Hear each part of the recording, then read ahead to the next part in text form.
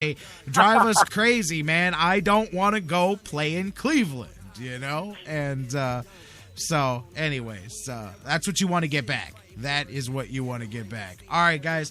Jeff, have a good one. Enjoy the game. You and I will catch up next week and talk about it. Sounds good, man. Thank you very much. All right, Jeff Gorman, and you guys can check him out as always at Browns101.com. He's here every Friday with the scouting report of the rest of the season. And speaking of, I'll get more on this as we come back. I don't know if you guys have heard, but breaking just going out there. Phil Taylor, Browns just got him back, and he hasn't been practicing all week. It looks like he may be out for the rest of the season here. I'll get an update on that. We'll talk about it when we come back. We'll keep the conversation rolling with Ryan Ruiz of Dog Pound Nation. We'll talk about that. Get 3 dog bones, which are Ryan's keys to what the Browns have to do to win a game. All of that and more coming your way next. Don't go anywhere. Ryan Ruiz of Dog Pound Nation next here on the Sports Fix. Yeah, you know what it is. Everything I do for this. Black and yellow, man, y'all nothing. Brown and orange Unilot, we about to get it jumping. Repping the Browns, when you see me, you know everything. Brown and orange, brown and orange, brown and orange, brown and orange. Out on the field, you know them orange helmets shining. I'm in brown and orange, brown and orange, brown and orange, brown and orange. I'm rocking orange and brown in your town, not about to be relocating to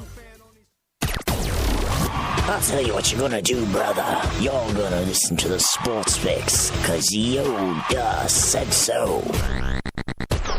Hey guys, before we go to the break, I want to talk to you a little bit again about our good friends at Harry Buffalo North Olmsted, the UFC, the Ultimate Fighting Championships, some of the hottest fights in the world today. Each and every one of their huge events, Harry Buffalo is one of the few places in Northeast Ohio you can go there and watch each and every UFC fight at the Harry Buffalo. And let me tell you, I've been there. The people are out the door. They are to the rafters. It is one of the craziest environments for some UFC fights. Wing Mondays, they've got great deals on wings and drinks, and every day of the week there's a different special, a different deal. And don't forget the Bison Burger, the unbelievable. It is the combination of a fantastic burger and eating healthy combined into one unbelievable sandwich. You have got to get a Bison Burger while you're there. So whatever you're looking for, whatever day of the week, Monday through Friday, Saturday, Sundays, there's something for you at the Harry Buffalo North Olmsted, just outside Great Northern Mall. Check them out today. Harry Buffalo, join the herd. Sports Fix listeners, like us on Facebook today. Facebook.com/The Sports Fix. Fantasy sports lovers, you put so much time, hard work, and effort into playing week to week that it quickly stops being a fantasy and starts getting real. Real time spent making real decisions, creating real victory. I'm the greatest man in the world! And when the smoke clears, you want to show off those victories with a real prize. I mean, a really real prize. Yeah. Nobody does that like Fantasy Jocks. The crew over at Fantasy Jocks have beautiful, high-quality, and heavy-duty championship belts, rings, trophies, and so much more for all your fantasy sports needs. The trophy's 12 feet high, and it is glorious! Football, baseball, hoops, you name it, they have it. Plus, they have awesome draft kits and party supplies to make all your preseason activities the envy of everyone. If your league needs a ring, belt, or trophy, or you want to upgrade what you already have, there's literally only one place to go. If you're going to be a fantasy jock, do it right. It's mine, the most magnificent belt ever created, and it's mine. With America's fantasy sports superstore, FantasyJocks.com. What's your fantasy? Football season is party season at Harry Buffalo North Olmsted. Everyone wins at Harry Buffalo. Every Saturday is Coors Light College Football Saturday with $6 pitchers, 4 bottles for $10, and the Buckeyes in full HD. Football season is most definitely party season, and your headquarters is Harry Buffalo North Olmsted all winter long. Harry Buffalo, join the herd.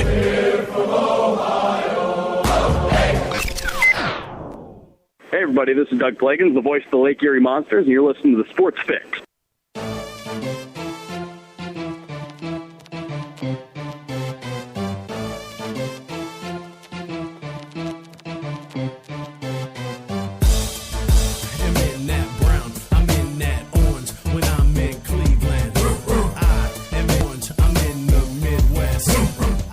Welcome back to the Sports Fix live across the Sports Fix Radio Network. Back with you, J-Rock, Jerry Myers. Going to be joined in just a moment by Ryan Ruiz of DogPoundNation.com. Going to talk about the Browns and, of course, Houston and the 3 dog bones to victory. It's the keys to the game. It's what the Browns have to do to win the game. We came up with a fancy little nickname for them. We call them the 3 dog bones to victory. We're going to talk about that with Ryan Ruiz here in just a moment. Let you know what's going on. Couple of updates real quick before we get Ryan on the phone.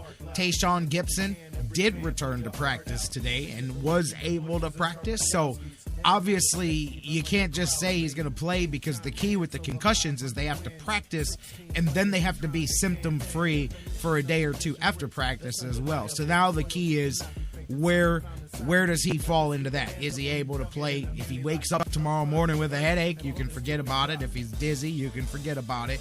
But that's going to be big, because I expect them to try to hit us over the top with that big arm of Mallett and Hopkins. And you want your center fielder back there as well. Jordan Cameron, most likely not going to play now because of what we just said. He practiced a bit and feeling some issues there, so he may not be playing here this weekend. And then the last thing that we talked about, Phil Taylor. He came back last week after missing 4 games, had knee surgery. He missed practice all week this week, and preliminary, unable to confirm, but we're hearing reports that he may be done for the season, and that's a big loss for the front of the Cleveland Browns. So with those injury updates, let's go to the phones. Let's go to Ryan Ruiz from Dog Pound Nation. You can keep the conversation going on Facebook and Twitter, facebook.com/thesportsfix. Tweet with us at the SportsFix CLE, all one word.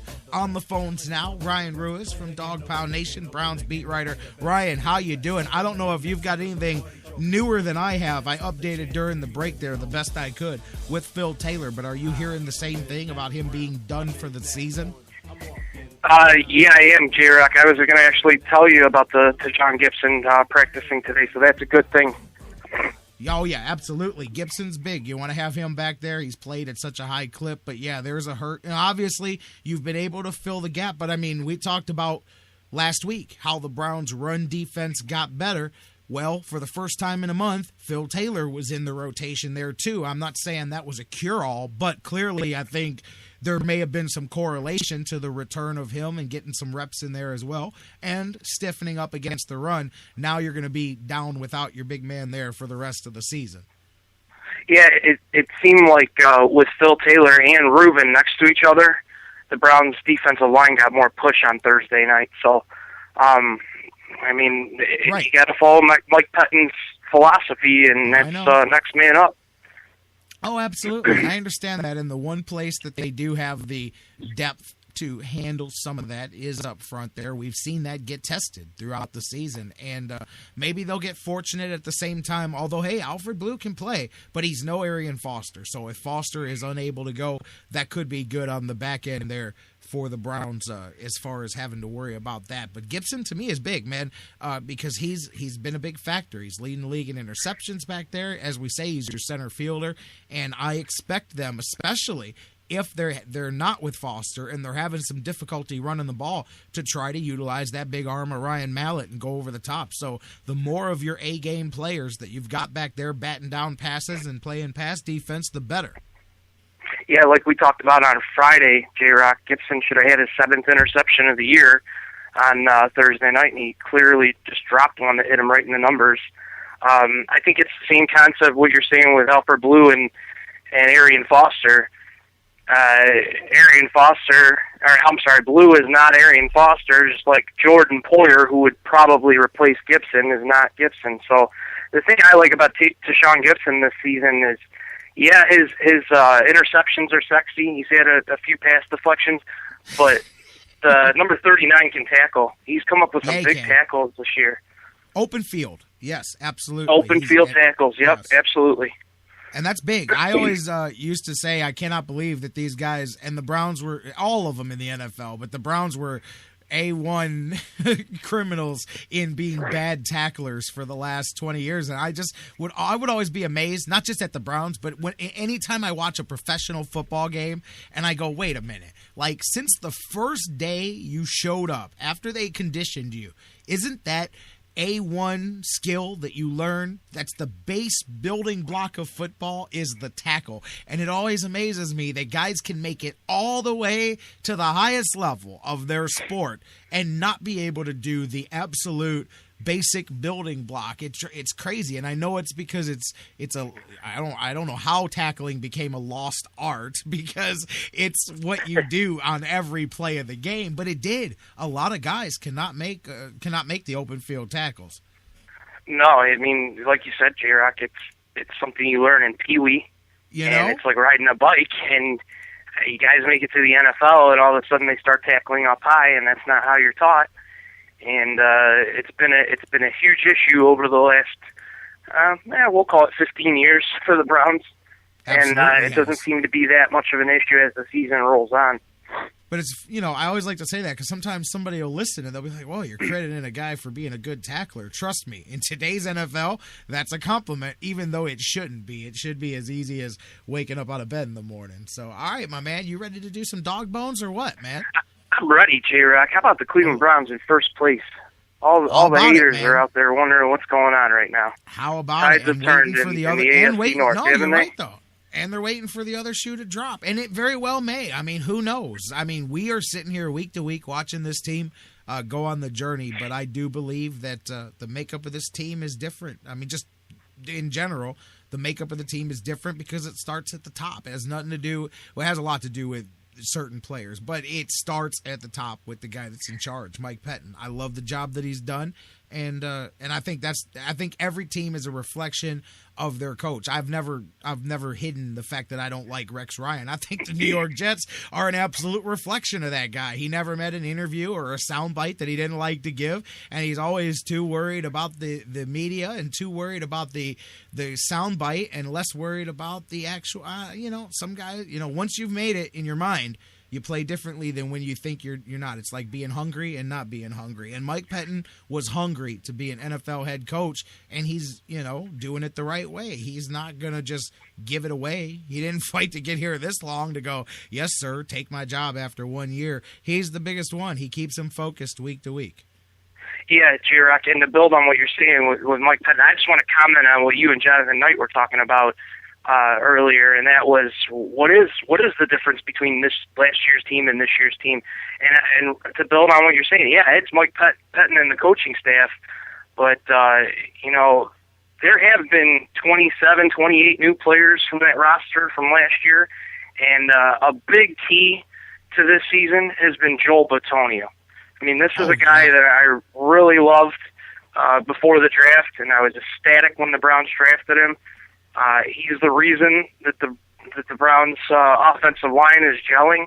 There are some experts on some of the big letter networks saying that Joel Bitonio could be the offensive rookie of the year. He could get consideration for the offensive rookie of the year. So I think Joel Bitonio is a huge key on that offensive line from what the Cleveland Browns had last year.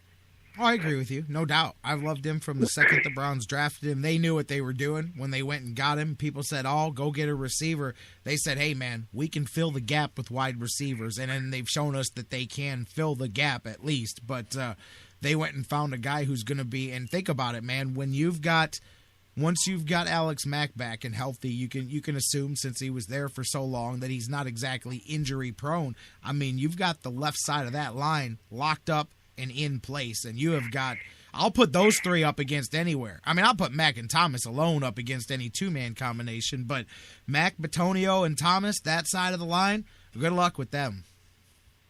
Absolutely. Yeah, that offensive line is one of the best in the NFL with Mack, and they're proving so. If last Thursday is a piece of what the Browns can do the rest of the year and rush for 170 yards against a decent Cincinnati Bengals team on the road on national television, then I'll still stick by that statement that the offensive line is one of the best in the NFL, for sure, definitely in the AFC. I mean, being able to fill gaps. And I'm going to throw this out here as just the one wet blanket thing that I want to say. It's something that Kendall mentioned yesterday, and it is something that I keep in the back of my mind is you go, how do they keep doing it? And what I mean by it is fill in the gap. next man up. And I know that's the cliche, but there's a difference between first string and second string in most cases. Now, granted, you're dealing with a situation like Mallett and Hoyer behind Brady. There is no second string in New England, so that doesn't matter. That's a little different way to. But for the most part, there's